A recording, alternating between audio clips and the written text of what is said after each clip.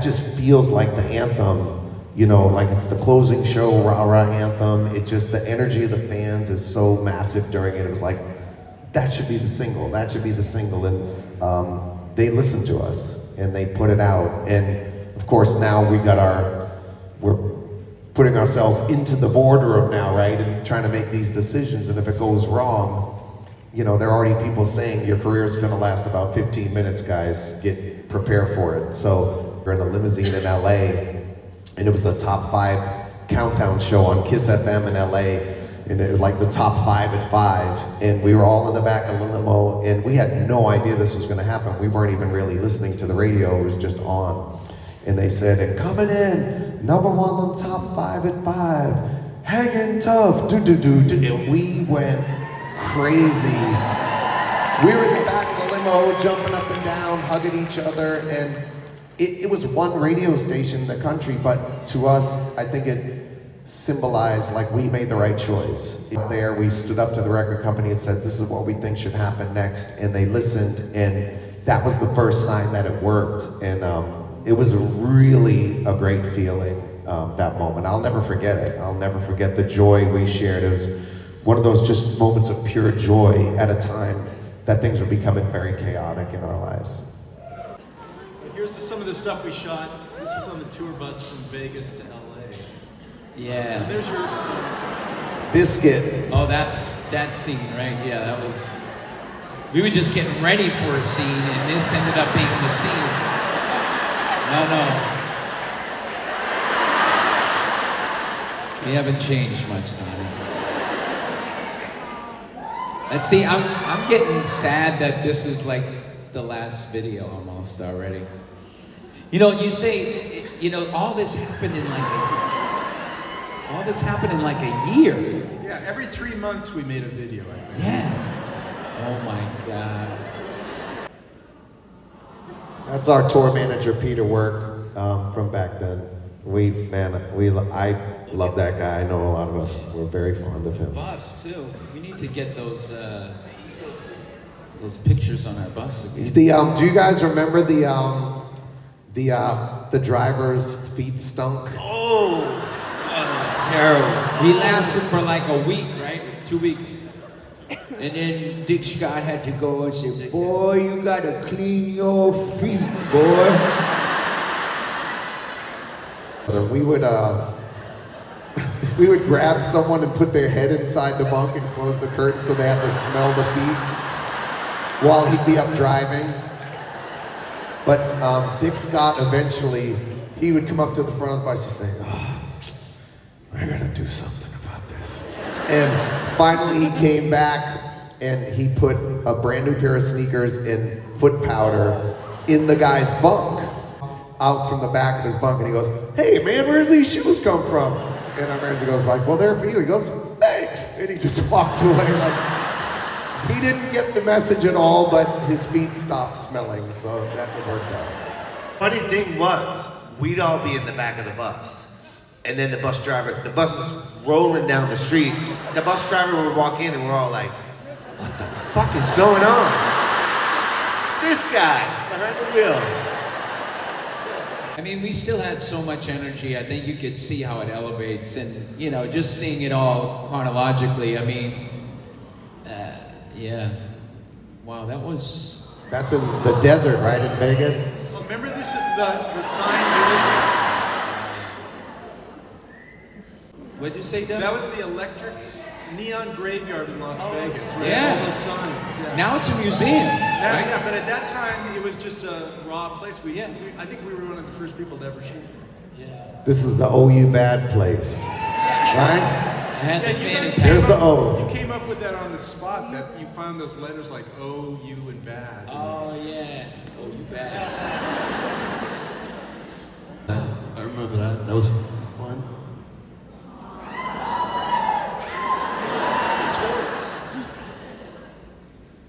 Wow. Make a book. But I did ask him backstage if, you know, he said, well, you should make a documentary one day. Well, so you're the documentary and maybe you could do it. Yeah, you guys should have a really cool, like, you know, You interested? Doug, are you interested? I'll do it.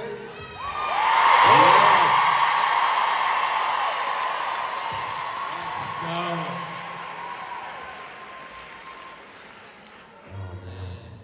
This is where the crowds were really, I mean,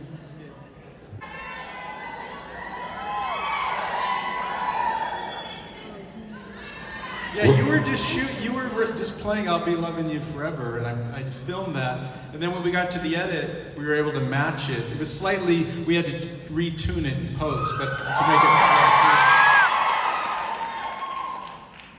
It's hard for us to not watch this too. Sorry, guys. Like, we're supposed to be talking, but it's just. I mean, this is the VHS tape, and I know, like, you guys, you watched this until it disintegrated. All right, we got you. We got you. I think when it came out, it was like the biggest selling video. Yeah, I think it didn't surpass Michael Jackson. I mean, it was like. This was actually, yeah, sorry. It was, well, okay, so just to encapsulate the Hangin' Tough, there was Hangin' Tough, the music video. There was Hangin' Tough, this, right? The videos. And then there was Hangin' Tough Live, which were all shot together over a couple of days between Vegas and California. But if I remember correctly, and Danny knows the stats, they were the two biggest selling long-form videos in history. Hangin' Tough and Hangin' Tough Live, thanks to you guys. But there was a third one, right? Well, I was gonna say, this video was the only thing of New Kids nominated for a Grammy back then. That we were nominated for Best Long Form Video. And, well, I remember we were happy that we were nominated, but I think it may have been Janet Jackson. Somebody beat us. Here's the "Oh You Bad." But we were backstage at the Grammys, and the president of the Academy was walking by, and I said, "Really, dude? Really?" Because we were presenting Best Rap Album for the first time on TV, which was an incredible honor. But he walked by, and I said, "Really, man?" He was like, "What are you saying?" I was like, "All them songs, all them albums sold, all this and that.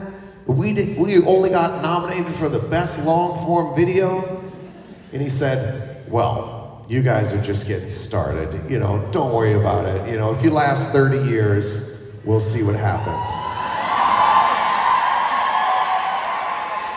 And I'm not saying what he really meant, but what he really meant was, you guys will be gone in a month, so don't worry about your Grammys. You're lucky we gave you anything.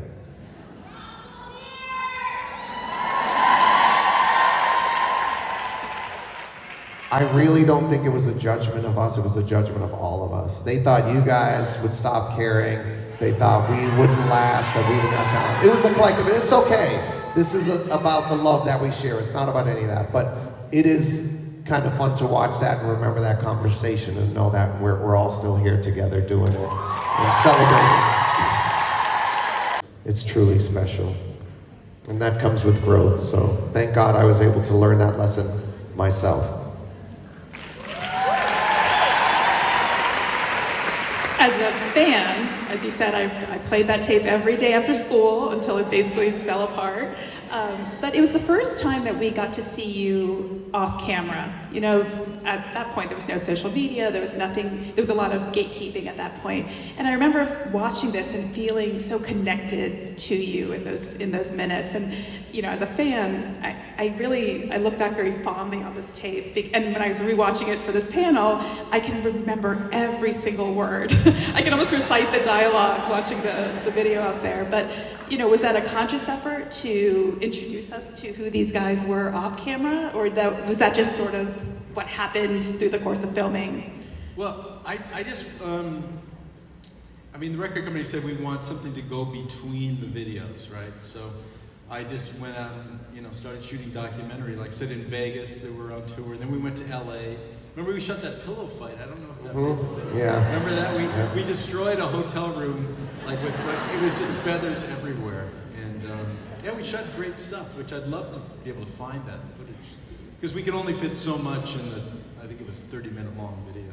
I think it was just there was no room, you know, they said it had to be 30 minutes, and the videos were 18 minutes themselves, I think, when you add those up, so we only had 12 minutes.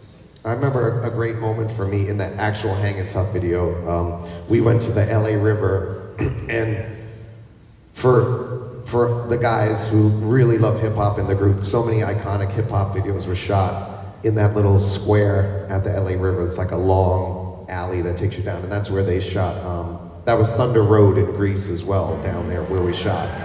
So we were in that little window shooting, and you know, it's always a little awkward when you start miming and you're in a, like, out in a weird space miming and stuff, but we felt really great about being there. But I remember Joe grabbed, I think you grabbed the bat, and we just started rocking out on one of the takes, and like this just energy just swept through us, like, and Joe, I think you really were the catalyst for it. Just this great energy, and like it was another one of those moments. We're doing the video, we're loving it, we're like, oh my God, we're in this cool spot where like everyone shoots these cool videos, and like this moment of ownership just came where it became like, okay, this is our spot now. This is where we're gonna make our stamp on this iconic location. It was like, I really felt it was energized when you took that bat and started playing the guitar and shit. It just really was so inspiring, and I think it swept through all of us. And I just remember a feeling of real camaraderie in that moment that was so magical.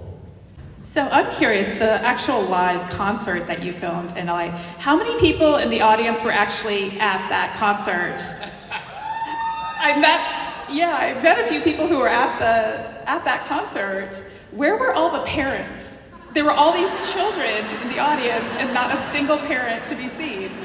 I mean, back then, our fans were still like kind of our age, so that might have been it too, right? If I remember correctly, that was also a matinee.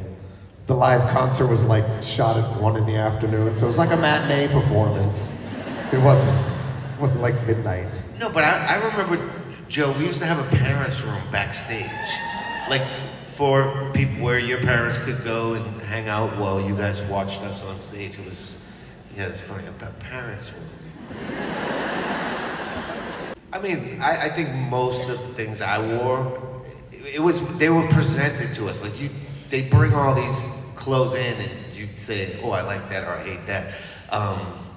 The Knights baseball shirt, I think it came from like some thrift store. And I actually still have that in my closet.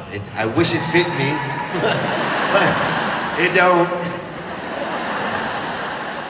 Again, this all happened in 1 year. 1 year. And when you're that age, I mean, a year can feel like 10 years. So at the time, you know, it wasn't like this is so fast. But, you know, we didn't have a lot of money back then. And, you know, so Donnie had that jean outfit. The jean jacket and jeans matching. And he wore that for about 6 months, and then he turned it inside out for another 6 months.